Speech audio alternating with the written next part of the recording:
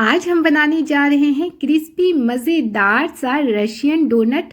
ढेर सारी सब्जियों के साथ में शाम की चाय हो या फिर अभी साथ में आने वाला है रमज़ान, तो अगर इस मज़ेदार सी नई सी रेसिपी को अगर आपने एक बार बनाया ना तो सब आपकी तारीफ़ें करते नहीं थकेंगे। और सबसे ख़ास बात इसकी ये है, आप इसे एक बार बनाकर महीने भर के लिए स्टोर करके रख सकती हैं।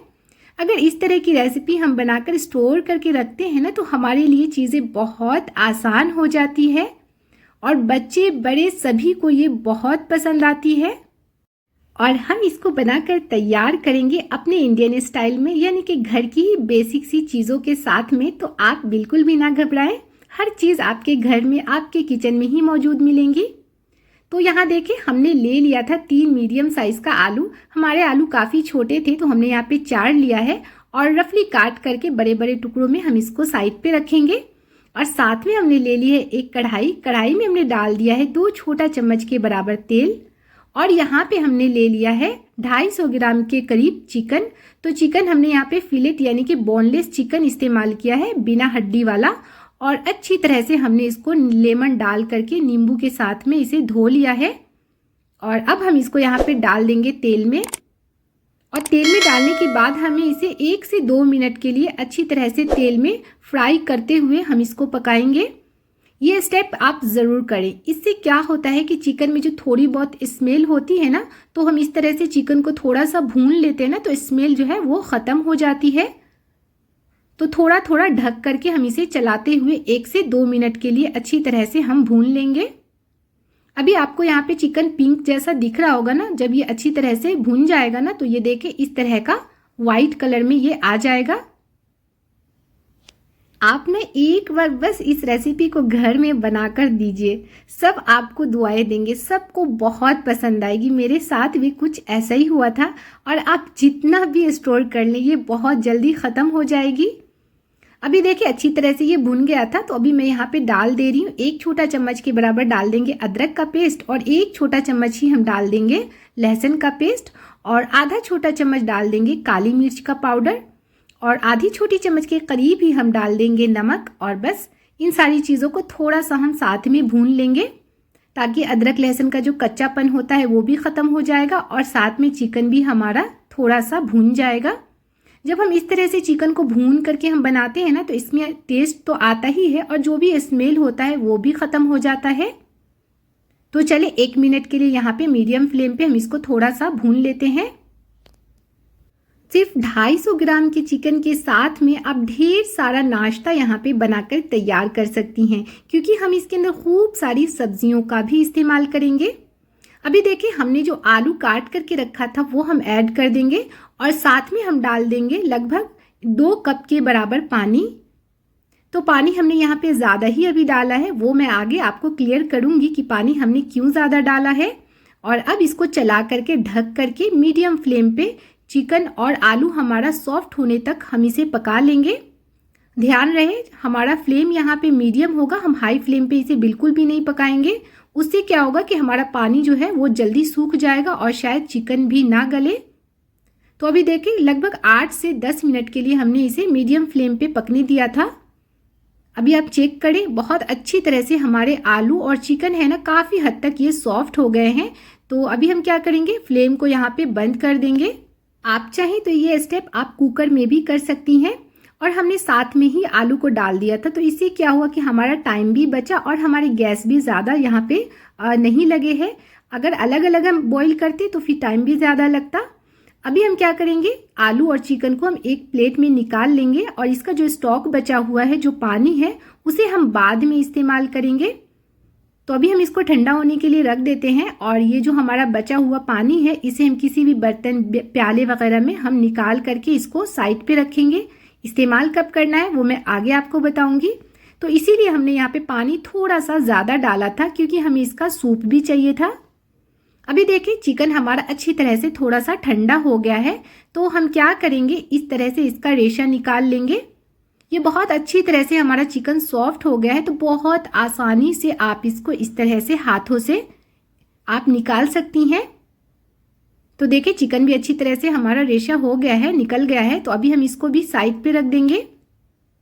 और अगर आप चाहती हैं ज़्यादा क्वांटिटी में बनाना तो हर चीज़ आप यहाँ पे डबल डबल कर लेंगी।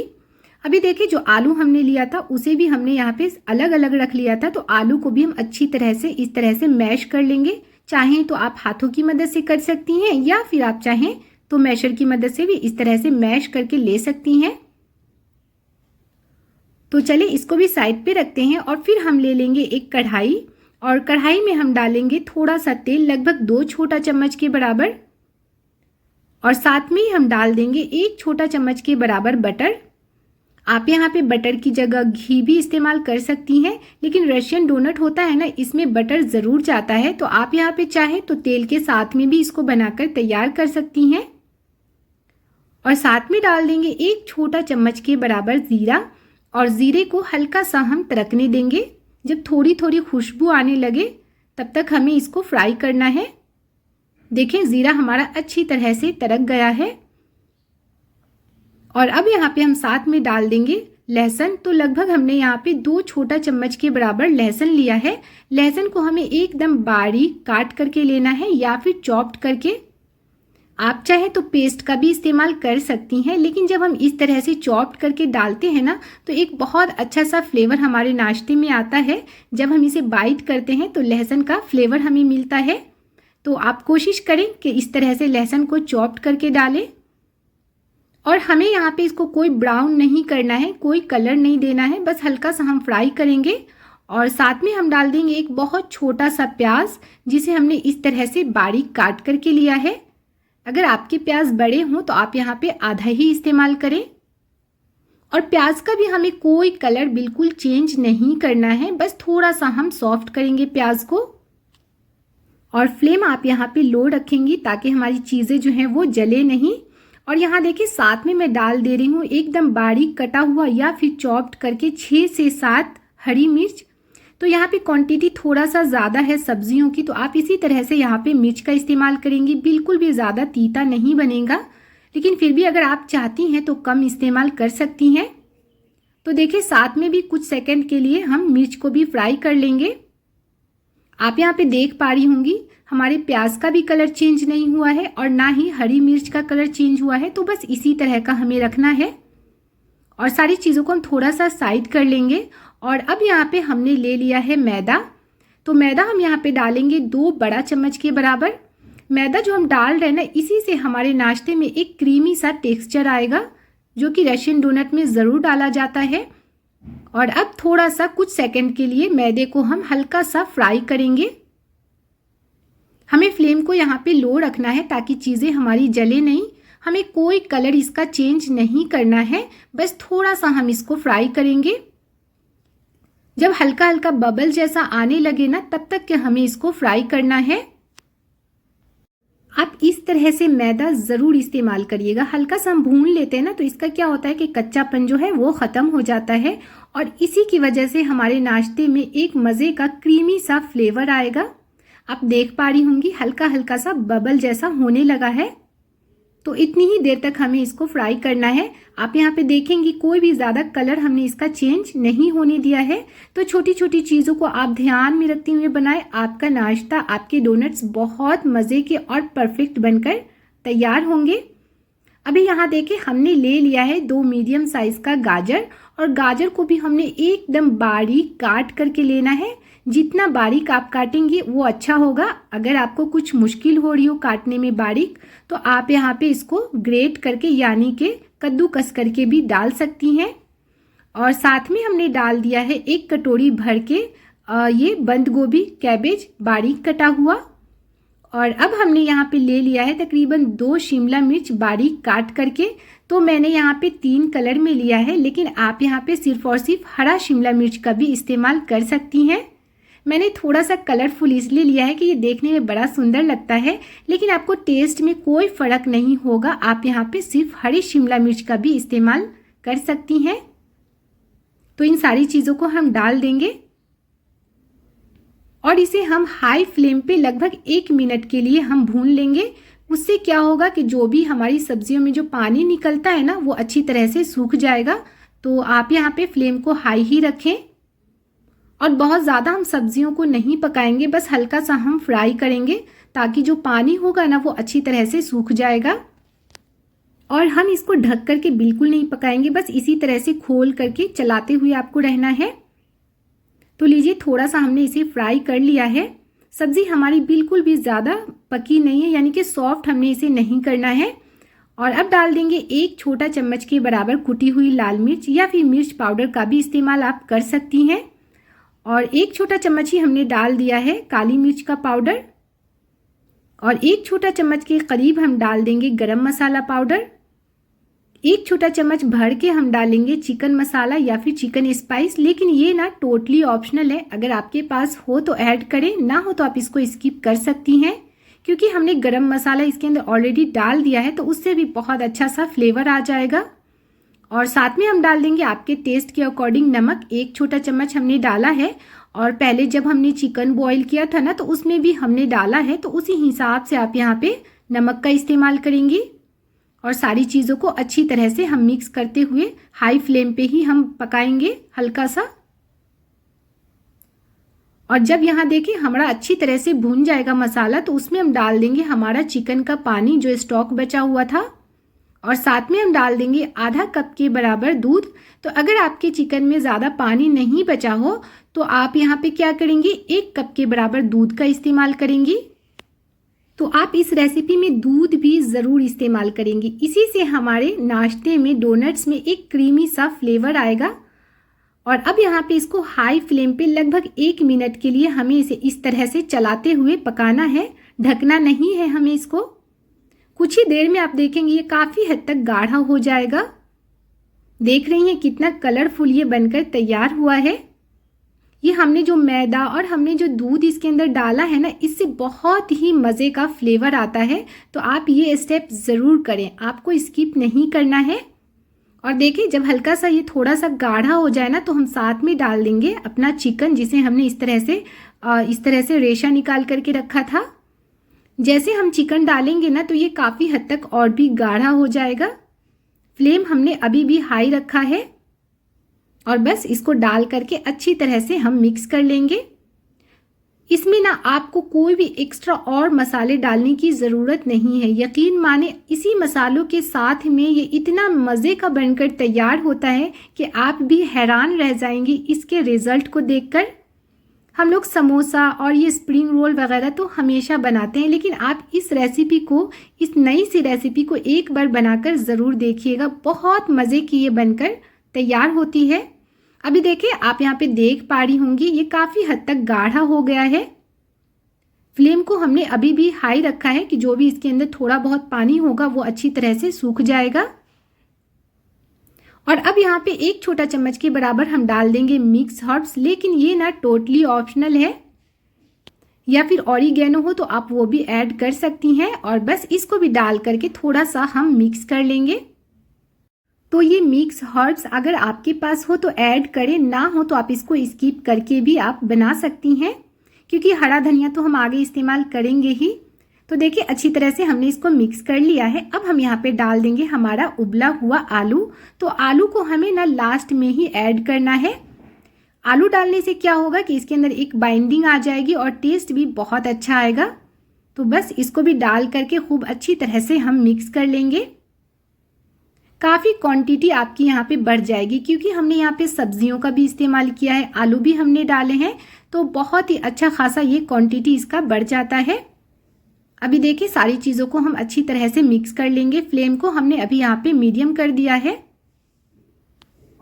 मेरी पूरी कोशिश होती है कि मैं आप सबको खूब अच्छी तरह से, यानी कि अच्छे से मैं समझा सकूं, ताकि आपकी कोई भी चीज़ें जो हैं वो ख़राब ना हो, बिगड़े ना। अभी देखिए मैंने साथ में डाल दिया था थोड़ा सा हरा प्याज, और थोड़ा सा साथ में ही डाल दिया हमने हरा धनिया।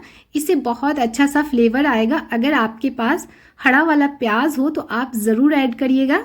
अभी तो इंडिया में थोड़ी थोड़ी ठंड है, तो आप लोगों को आराम से मिल जाएगा। और सारी चीज़ों को डाल करके थोड़ा सा हम मिक्स कर लेंगे।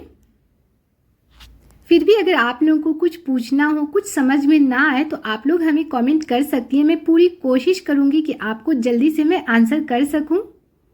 आप लोग का हमेशा कुछ कमेंट रहता है कि आपकी वीडियो लंबी होती है, तो यकीन माने मैं पूरी कोशिश करती हूँ कि मैं आप लोगों को अच्छी तरह से चीज़ें समझा सकूँ ताकि आप लोगों की कोई चीज़ें जो है वो ख़राब ना हो। तो इस वजह से थोड़ा सा वीडियो लंबा हो जाता है, लेकिन आप लोग यहाँ पे वीडियो को पूरी देखा करें।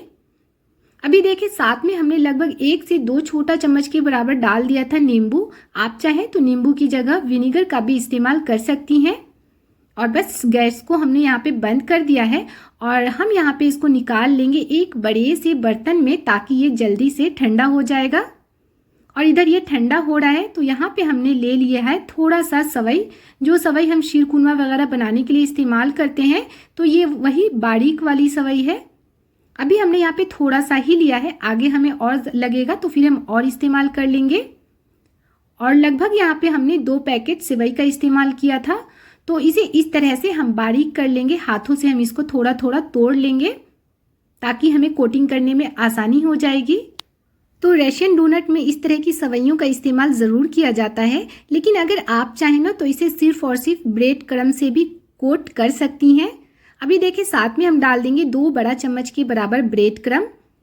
आप ब्रेड क्रम्ब बनाने के लिए 4 से 5 ब्रेड लें और इसे मिक्सी में थोड़ा सा चला दें तो आराम से आपका ब्रेड क्रम्ब बनकर तैयार हो जाएगा।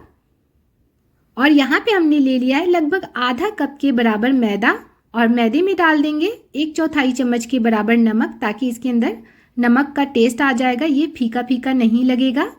और बस थोड़ा थोड़ा पानी ऐड करते हुए हमें इसका एक गाढ़ा सा घोल बनाकर तैयार करना है। आप चाहें तो मैदे की जगह कॉर्नफ्लोर का इस्तेमाल कर सकती हैं या फिर अगर आप चाहें तो इसे अंडे में भी डीप कर सकती हैं। आप ना घोल को थोड़ा सा गाढ़ा रखेंगी, बहुत ज़्यादा पतला नहीं करेंगी। अगर आपने बहुत ज़्यादा पतला कर दिया तो हो सकता है कि फ्राई करने के टाइम आपके नाश्ते टूट सकते हैं, तो इस चीज़ का आपको ख्याल रखना है। अभी देखिए जो हमने फिलिंग बना के रखी थी वो भी थोड़ी ठंडी हो चुकी है। अभी हथेली में हल्का सा हम तेल लगा लेंगे। तेल लगाने से क्या होगा कि ये हमारे हाथों में चिपकेगा नहीं। और थोड़ी थोड़ी इस तरह से हम क्वांटिटी लेंगे और पहले हम इसको एक बोल का शेप देंगे और बस हथेली से फिंगर की मदद से हल्का हल्का हम इसको इस तरह से दबाते हुए इसका एक गोल सा हमें शेप देना है। और फिंगर से उंगलियों की मदद से हल्का हल्का चारों तरफ आप इस तरह से इसको अच्छे से शेप दे दें ताकि ये फटे नहीं। जहाँ भी आपको लगे कि थोड़ा थोड़ा फट रहा है तो आप क्या करें कि हल्का हल्का हाथों से इसको अच्छी तरह से शेप में ले आएं। और हमें इसको थोड़ा मोटा ही रखना है, बहुत ज़्यादा हम इसको इस तरह से पतला नहीं करेंगे। और देखें बस बीच वाली उंगली से हम इसको इस तरीके से शेप दे देंगे।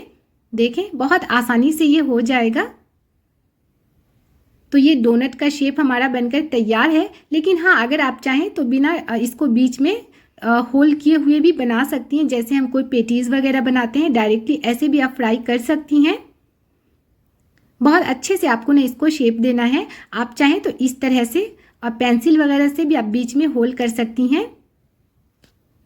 आप इसे थोड़ा सा मोटा ही रखेंगे, हम इसे बहुत ज़्यादा पतला नहीं करेंगे। तो यहाँ देखिए सारे को हमने इस तरह से बनाकर तैयार कर लिया है। और अब यहाँ पे 15 से 20 मिनट के लिए हम इसको फ्रीज़र में डाल देंगे ताकि ना ये थोड़ा सा हार्ड हो जाएगा। तो हार्ड होने से क्या होगा कि जब हम इसको कोटिंग करेंगे ना तो इसका शेप भी ख़राब नहीं होगा। तो आप इसको फ्रीज़र में डाल दें। फ्रीज में रखेंगी तो ज़्यादा टाइम लगेगा, लेकिन फ्रीज़र में जब हम इसे रखेंगे ना तो बहुत जल्दी से ये हार्ड हो जाएगा। देखें हमने इसे 15 से 20 मिनट डाल दिया था तो हल्का सा ये थोड़ा सा हार्ड हो गया है। तो अब हम हमारा नाश्ता एक एक करके लेंगे और डाल देंगे हमारा जो हमने घोल बना कर रखा था आटे का, उसमें डाल देंगे। और जो भी एक्स्ट्रा उसका घोल है उसे हमें निकाल लेना है। और उसके बाद हम डाल देंगे हमारी सेवइयों में और इसे अच्छी तरह से हम इसको कोट करेंगे। खूब अच्छे से इस तरीके से आपको कोट करना है। अगर आप सेवइयाँ यहाँ पे इस्तेमाल नहीं करना चाहती हैं तो आप इसको डायरेक्टली ब्रेड क्रम्ब में भी आप इसे इस तरह से कोट कर सकती हैं। तो ये आपकी चॉइस है, चाहे तो इस तरह से सेवई में आप इसे कोट करें या फिर ब्रेड क्रम्ब में करें। तो अच्छी तरह से हमें ना इसको कोट करना है ताकि जब हम इसे फ्राई करें तो ये फटे नहीं। तो इसी तरह से पहले हम अपने घोल में इसको डीप करेंगे, उसके बाद इस तरीके से हम इसको सेवई में कोट करके तैयार कर लेंगे। हमने जो यहाँ पे मैदे का घोल तैयार किया है इसे आप कोशिश करें थोड़ा सा गाढ़ा रखें। अगर आपने पतला रख दिया तो हो सकता है फ्राई करने के टाइम ये फट सकता है, तो इस चीज़ का आपको ख्याल रखना है। अभी देखिए सारे नाश्ते हमने इस तरह से बनाकर तैयार कर लिया है। अगर आप चाहें तो इसी स्टेज पे इसको या तो ज़िपर प्लास्टिक में या फिर डब्बे में भर के आप पैक करके फ्रीज़ कर सकती हैं, लेकिन मैंने इसे थोड़ा सा फ्रीज़र में रख दिया था 4 से 5 घंटे के लिए, ताकि इसका शेप ख़राब ना हो। अभी मैं आपको कुछ नाश्ते थोड़ा सा फ्राई करके भी दिखा दे रही हूँ। फ्राई करने के लिए हमें तेल को खूब अच्छी तरह से पहले गरम कर लेना है, और जब तेल हमारा अच्छे से गरम हो जाए उसके बाद हम नाश्ते डालेंगे और थोड़ा देर हम इसको इसी तरह से रहने देंगे, पलटना नहीं है। उसके बाद हम फ्लेम को मीडियम करके तो इसे हम अच्छी तरह से फ्राई कर लेंगे। दोनों साइड से अलट पलट करके एक अच्छा सा कलर आने तक हम इसको फ्राई करेंगे। जब थोड़ा थोड़ा सा ये क्रिस्पी जैसा होने लगे और अच्छा सा कलर आ जाए तो फिर हम इसको निकाल लेंगे छन्नी के ऊपर। इसका जो भी एक्स्ट्रा तेल है उसे हमें निकाल लेना है। आप चाहें तो इसको किचन टॉवल या फिर टिश्यू टॉवल के ऊपर इसको निकाल सकती हैं, ताकि जो एक्स्ट्रा तेल है वो निकल जाएगा। आगे मैं आपको इसे स्टोर करने का तरीका भी बताऊंगी कि हम इसे स्टोर करके कैसे रखेंगे। फ्रेंड्स, रेसिपी आज की आप लोगों को कैसी लगी, कुछ सीखने को मिला हो इस वीडियो से, मज़ा आया हो तो प्लीज़ आप लोग हमें कमेंट में ज़रूर बताइएगा। हमें हमेशा आप लोगों के प्यारे प्यारे कमेंट का इंतज़ार होता है, और यकीन माने हमें बहुत अच्छा लगता है जब आप लोग के मैं कमेंट पढ़ती हूँ तो। और अगर आप लोग यहाँ पे चैनल पे नए हैं तो प्लीज़ आप लोग सब्सक्राइब ज़रूर कर दें, यानी कि बेल आइकन को ज़रूर दबा दें। उससे क्या होगा, मेरी हर आने वाली मज़े मज़े की नई नई रेसिपीज़ आप लोगों तक पहुँच जाया करेगी। अभी रमज़ान स्पेशल काफ़ी मज़े मज़े की रेसिपीज़ आने वाली है, तो आप लोग सब्सक्राइब ज़रूर कर दें। तो देखिए इस तरह से हमें इसको स्टोर करके रखना है, या तो ज़िपर प्लास्टिक में या फिर डब्बे में।